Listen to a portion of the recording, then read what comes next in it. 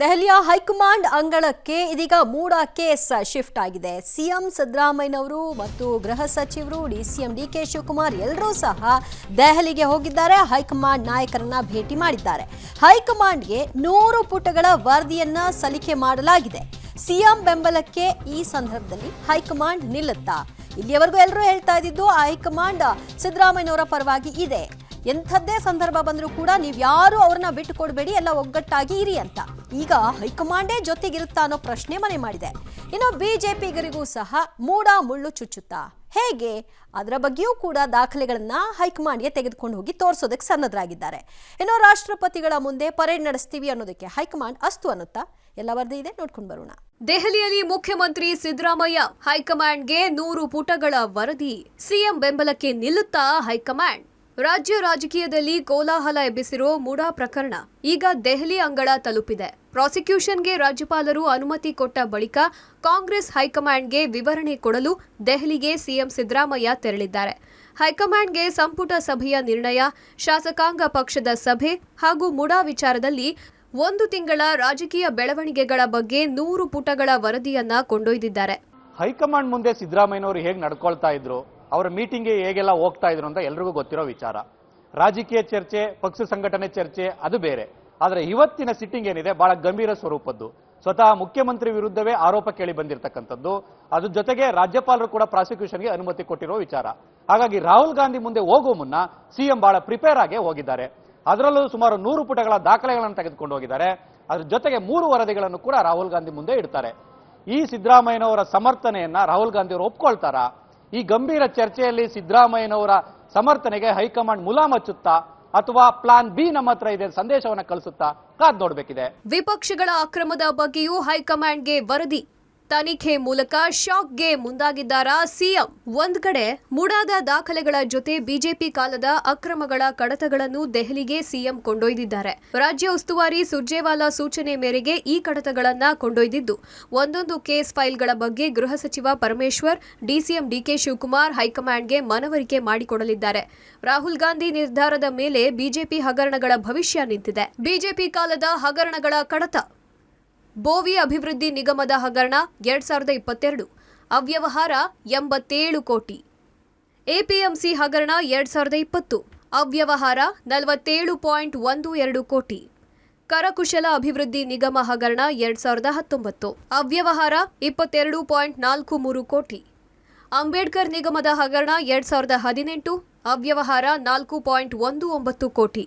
Devaraju Arasu truck terminal ಹಗರಣ, ಅವ್ಯವಹಾರ 47 ಕೋಟಿ. ಮಾಲಿನ್ಯ ನಿಯಂತ್ರಣ ಮಂಡಳಿ ಹಗರಣ, ಅವ್ಯವಹಾರ 10 ಕೋಟಿ. ಕೆಐಎಡಿಬಿ ಹಗರಣ, ಅವ್ಯವಹಾರ 25 ಕೋಟಿಗೂ ಹೆಚ್ಚು. ಪಿಎಸ್ಐ ಹಗರಣ, ಅವ್ಯವಹಾರ 545 ಪಿಎಸ್ಐ ನೇಮಕ. ಬಿಟ್ ಕಾಯಿನ್ ಅವ್ಯವಹಾರ ಸಾವಿರಾರು ಕೋಟಿ. ಕೋವಿಡ್ ಹಗರಣ, ಅವ್ಯವಹಾರ ಸಾವಿರಾರು ಕೋಟಿ. 40% ಹಗರಣ, ಅವ್ಯವಹಾರ ಸಾವಿರಾರು ಕೋಟಿ. ಪ್ರಸ್ತಾಪಿಸಿ ತನಿಖೆಗೆ ಒಪ್ಪಿಗೆ ಪಡೆಯಲು ಸಿಎಂ ಮುಂದಾಗಿದ್ದಾರೆ.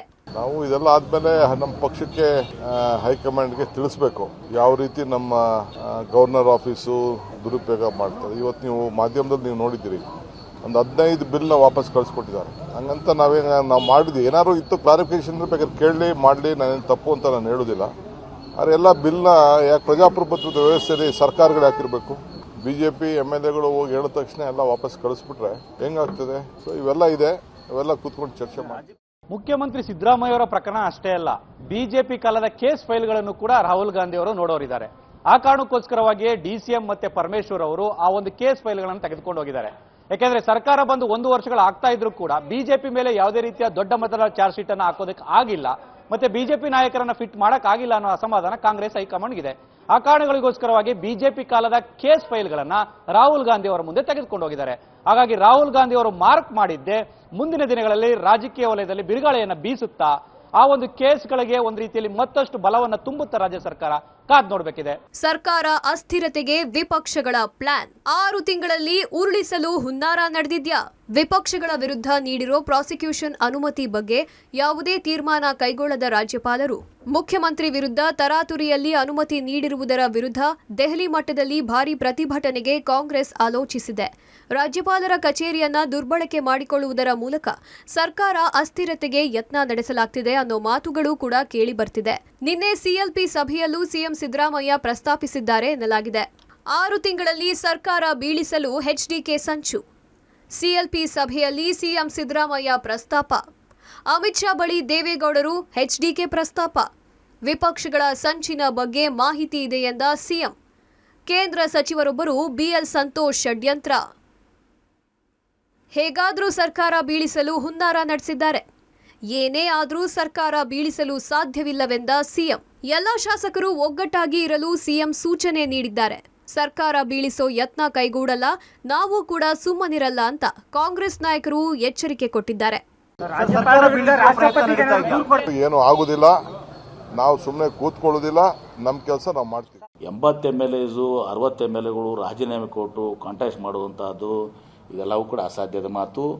ಹೀಗಾಗಿ ಆಪರೇಷನ್ ಕಮಲ ಗಿಮಲ ಒಬ್ಬಿಬ್ಬರನ್ನೇನಾದರೂ ಪ್ರಯತ್ನ ಮಾಡಬಹುದಾಗಿತ್ತು, 10 ಜನಕ್ಕೆ ಪ್ರಯತ್ನ ಮಾಡ್ಬೋದು, 20 ಜನಕ್ಕೆ ಪ್ರಯತ್ನ ಮಾಡ್ಬೋದು. ಆದರೆ ನಮ್ಮ ಪಕ್ಷದ ಯಾವ ಒಬ್ಬ ಶಾಸಕರು ಕೂಡ ಇವರ ಆಮಿಷಕ್ಕೆ ಇವತ್ತು ಬಲಿಯಾಗದಲ್ಲ. ಹಿಂದೆ ಆಗಿದ್ದಕ್ಕೆ ರಗಡಷ್ಟು ಪ್ರಾಯಶ್ಚಿತ್ತ ಪಟ್ಟಿದ್ದಾರೆ. ಹಿಂದೆ ಆದವರೇ ಇವತ್ತು ವಾಪಸ್ ಬರಲಿಕ್ಕೆ ಇವತ್ತು ದಿವಸ ತುದಿಗಾಲ್ ಮಲ್ಲಿತ್ತಿದ್ದಾರೆ. ಹೀಗಾಗಿ there is no question of ಈ ಸರ್ಕಾರವನ್ನು ಕೆಡಲಿಕ್ಕೆ ಯಾರೆಂದೂ ಕೂಡ ಸಾಧ್ಯ ಇಲ್ಲ. ಇವ್ರ ತಲೆ ಕೆಳಗೆ ಮಾಡಿ ಕಾಲ್ ಮೇಲೆ ಮಾಡಿದ್ರು ಮಾಡೋಕ್ಕಾಗಲ್ಲ.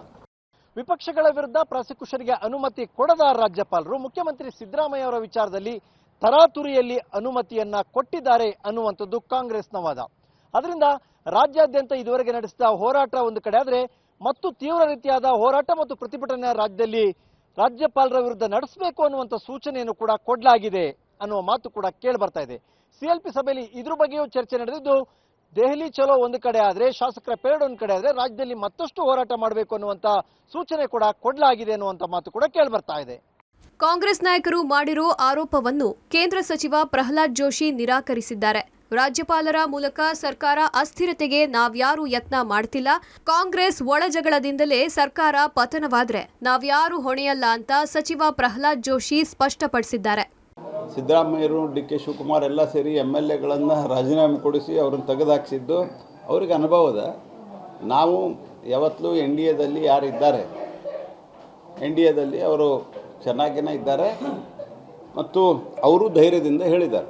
ರಾಷ್ಟ್ರಪತಿಗಳ ಮುಂದೆ ಶಾಸಕರ ಪರೇಡ್, ಹೈಕಮಾಂಡ್ ಒಪ್ಪಿಗೆ ಕೊಡುತ್ತಾ? ಇನ್ನು ರಾಜ್ಯಪಾಲರ ವಿರುದ್ಧ ಸಮರ ಸಾರಿರೋ ಕಾಂಗ್ರೆಸ್ ರಾಷ್ಟ್ರಪತಿಗಳ ಮುಂದೆ ಶಾಸಕರ ಪರೇಡ್ ನಡೆಸೋ ಮೂಲಕ ಶಕ್ತಿ ಪ್ರದರ್ಶನಕ್ಕೆ ಆಲೋಚಿಸಿದೆ. ಬಹುಮತ ಇರೋ ಸರ್ಕಾರವನ್ನ ಅಸ್ಥಿರ ಮಾಡೋ ಯತ್ನ ನಡೆದಿದೆ ಅನ್ನೋ ಸಂದೇಶ ರವಾನೆಗೆ ಮುಂದಾಗಿದೆ. ಹೈಕಮಾಂಡ್ ಒಪ್ಪಿಗೆ ಕೊಟ್ರೆ ಈ ಬಲ ಪ್ರದರ್ಶನ ನಡೆಯಲಿದೆ ಎನ್ನಲಾಗಿದೆ. ಜನತೆ ಹೊತ್ತ ರಾಜ್ಯಪಾಲರು ಸ್ವಂತ ನಿರ್ಣಯ ತಗೋತಾ ಇಲ್ಲ. ಅವ್ರಿಗೆ ಮೇಲಿಂದ ಬರ್ತಾ ಇದೆ ದೆಹಲಿಯಿಂದ. ರಾಷ್ಟ್ರಪತಿಗಳ ಬಂದ್ರೆ ತಗೊಳ್ಳಿ. ಅವ್ರಿಗೆ ಪ್ರಧಾನಮಂತ್ರಿ ನರೇಂದ್ರ ಮೋದಿ ಅವರು, ಅಮಿತ್ ಶಾ ಅವರು, ಬಿಜೆಪಿ ರಾಷ್ಟ್ರ ಅಧ್ಯಕ್ಷರು, ಇನ್ನಿತರ ಬಿಜೆಪಿ ನಾಯಕರು ಮತ್ತು ಇಲ್ಲಿಯ ಬಿಜೆಪಿ ನಾಯಕರು ಒಂದು ನಿರ್ದೇಶನಗಳನ್ನ ಘನತೆ ಹೊತ್ತ ರಾಜ್ಯಪಾಲರು ಕೇಳ್ತಾ ಇದ್ದಾರೆ. ಒಬ್ಬ ಕೈಗೊಂಬೆಯಾಗಿ ಇವತ್ತು ರಾಜ್ಯಪಾಲರು ಕೆಲಸ ಮಾಡ್ತಾ ಇದ್ದಾರೆ. ಗೊತ್ತಿಲ್ಲ. ಅದು ಚರ್ಚೆಗೆ ಬರ್ಬೋದು, ಬರ್ದೇನೂ ಇರ್ಬೋದು. ಯಾಕೆಂದರೆ ನಾವೇನು ಇಂಡಿಯಾ ಅಲಯನ್ಸಲ್ಲಿದ್ದೇವೆ. ಈ ಘಟನೆಗಳು ಬೇರೆ ಬೇರೆ ರಾಜ್ಯದಲ್ಲಿ ಕೂಡ ಈ ರೀತಿ ರಾಜ್ಯಪಾಲರ ಬಿಹೇವಿಯರ್ ಬಗ್ಗೆ ಈಗಾಗಲೇ ಪ್ರಶ್ನೆಗಳು ಎದ್ದಿದ್ದಾವೆ. ತಮಿಳುನಾಡಲ್ಲಿ, ಕೇರಳದಲ್ಲಿ, ವೆಸ್ಟ್ ಬೆಂಗಾಲಲ್ಲಿ ಅಲ್ಲೆಲ್ಲ ಈ ರೀತಿ ಗವರ್ನರ್ಗಳು ಅವರ ನಡತೆ ಬಗ್ಗೆ ಪ್ರಶ್ನೆಗಳು ಬಂದಿದೆ. ಇದು ಕೂಡ ಅಲ್ಲಿ ಚರ್ಚೆ ಆಗ್ತದೆ ಏನೋ ಗೊತ್ತಿಲ್ಲ ನಮಗೆ. ನಮ್ಮ ಘನವತ್ತ ರಾಜ್ಯಪಾಲರ ಕಚೇರಿ ಒಂದು ರಾಜಕೀಯ ಪಕ್ಷದ ಕಚೇರಿಯಾಗಿ ಪರಿವರ್ತನೆ ಆಗಿದೆ. ನಮ್ಮ ಹತ್ರ ಬೇರೆ ವಿಧಿ ಇಲ್ಲ, ನಾವು ರಾಷ್ಟ್ರಪತಿಗಳ ಹತ್ರನೇ ಹೋಗಬೇಕಾಗಿರುವಂಥದ್ದು. ಸಿಎಂ ಸಿದ್ದರಾಮಯ್ಯನವರ ವಿರುದ್ಧ ಪ್ರಾಸಿಕ್ಯೂಷನ್ಗೆ ಅನುಮತಿ ಕೊಟ್ಟಿರುವ ರಾಜ್ಯಪಾಲರ ವಿರುದ್ಧವೇ ಕಾಂಗ್ರೆಸ್ ಸಮರ ಸಾರಿದೆ. ರಾಷ್ಟ್ರಪತಿಗಳ ಮುಂದೆ ಶಾಸಕರ ಪೆರೇಡ್ ಮಾಡುವ ಮೂಲಕ ರಾಜ್ಯಪಾಲರ ವಿರುದ್ಧವೇ ದೂರು ಕೊಡೋದಕ್ಕೂ ಕೂಡ ಚಿಂತನೆ ಮಾಡಿದೆ. ಹೈಕಮಾಂಡ್ಗೆ ಈ ಸಂಬಂಧ ಮನವರಿಕೆ ಮಾಡಿಕೊಡೋದಕ್ಕೆ ಸಿಎಂ ಡಿಸಿಎಂ ನಿರ್ಧಾರ ಮಾಡಿದ್ದು, ಒಂದ್ ವೇಳೆ ಏನಾದರೂ ಹೈಕಮಾಂಡ್ ಒಪ್ಪಿಗೆ ಕೊಟ್ರೆ ಶಾಸಕರ ಪೆರೇಡ್ ಅನ್ನ ರಾಷ್ಟ್ರಪತಿಗಳ ಮುಂದೆ ಮಾಡಿಸಿ ರಾಜ್ಯಪಾಲರ ವಿರುದ್ಧವೇ ದೂರು ನೀಡೋದಕ್ಕೂ ಕೂಡ ನಿರ್ಧಾರ ಮಾಡಿದೆ. ಮೂಡ ಮತ್ತಷ್ಟು ದಾಖಲೆ ಬಹಿರಂಗ, ಪರಿಹಾರ ಬೇಡವೆಂದ್ರ ಸಿಎಂ ಪತ್ನಿ. ಸಿಎಂ ರಾಜೀನಾಮೆಗೆ ಬಿಜೆಪಿ ಪಟ್ಟು. ಈ ಮಧ್ಯೆ ಮುಡಾ ಹಗರಣದ ಒಂದೊಂದೇ ದಾಖಲುಗಳು ಹೊರಬರ್ತಿವೆ. ಸಿಎಂ ಪತ್ನಿ ಕಳೆದುಕೊಂಡ ಜಮೀನಿಗೆ ಮಾರುಕಟ್ಟೆ ದರ ಅಥವಾ 60-40 ಅನುಪಾತದಲ್ಲಿ ಪರಿಹಾರ ನೀಡಲು ಮುಡಾ ಒಪ್ಪಿತ್ತು. ಆದರೆ ಸಿಎಂ ಪತ್ನಿ ಒಪ್ಪಿರಲಿಲ್ಲ ಅಂತ ಸಭೆ ನಡಾವಳಿಯಲ್ಲಿ ದಾಖಲೆಯಾಗಿದೆ. ಈ ಕುರಿತ ದಾಖಲೆಯೂ ಬಿಡುಗಡೆಯಾಗಿದ್ದು ಸಿಎಂ ರಾಜೀನಾಮೆಗೆ ಬಿಜೆಪಿ ಬಿಗಿ ಪಟ್ಟು ಹಿಡಿದಿದೆ. ಇದು ಮತ್ತೆ ಎಲ್ಲ ಕಡೆ 14 ಸೈಟು ಅಂತ ನಾವು ಇನಿಷಿಯಲಿ 14 ಸೈಟಲ್ಲಿದೆ. ಒಂದು ಸಾವಿರಾರು ಸೈಟ್ಗಳ ಅವ್ಯವಹಾರ ಮೂಡಾದಲ್ಲಿ ಆಗಿದೆ. ಸಾವಿರಾರು ಕೋಟಿ ಹಗರಣ ಇದೆ. ಇದರ ಸಮಗ್ರವಾದಂಥ ತನಿಖೆ ಆಗಲಿ ಅಂಥೇಳಿ ಇದು ಇವತ್ತೇನು ಸಿಕ್ಕಿದೆ. ಯಾಕೆ ತರಾತುರಿ ನಿಮ್ದೇನೂ ತಪ್ಪಾಗಿಲ್ಲ. ಯಾಕೆ ತರಾತುರಿಯಲ್ಲಿ ನೀವು ಆಯೋಗವನ್ನು ರಚನೆ ಮಾಡಿದ್ರಿ? ತಪ್ಪು ಮಾಡಿರಿ, ಮುಚ್ಕೋಬೇಕಂತಾನೆ. ಒಟ್ನಲ್ಲಿ ರಾಜ್ಯ ರಾಜಕೀಯದಲ್ಲಿ ಮುಡಾ ಜಟಾಪಟಿ ಜೋರಾಗಿದ್ದು ಮುಂದೆ ಏನಾಗುತ್ತೋ ಕಾದ್ ನೋಡಬೇಕಿದೆ. Bureau report, Public TV.